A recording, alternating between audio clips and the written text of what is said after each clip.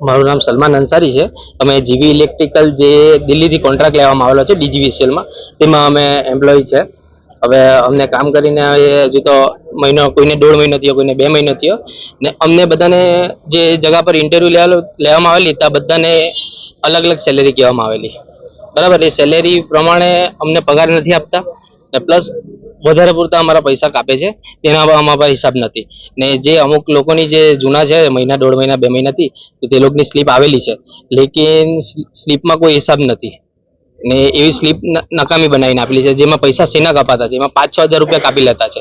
એટલે પગારનો બી મેટર છે ને પ્લસ એ લોકો જે અમારું ફિલ્ડમાં વર્ક હોય તે ડેન્જર હોય છે, તેના માટે અમને સેફટીના સામાન જોઈએ। એ લોકો જે સામાન આપેલા તે બી એકદમ ચીપ ક્વોલિટીના આપેલા છે ને એમાં બી એ લોકો ગોટાળો કરેલો છે એમ। એટલે જે મોકલવામાં આવેલા માણસ તે લોકો અહીંયા બધી વસ્તુમાં ગોટાળો કરીને પૈસા ખાઈ મૂક્યા એવું છે, કેમ કે વસ્તુ એટલી ચીપ છે કે વસ્તુ ડીઓ લાગવા જાય, રોડ લાગે તેમાં બી કરંટ આવે, હેલ્મેટ એમ જ નીચે પડીને ફાટી ગયા।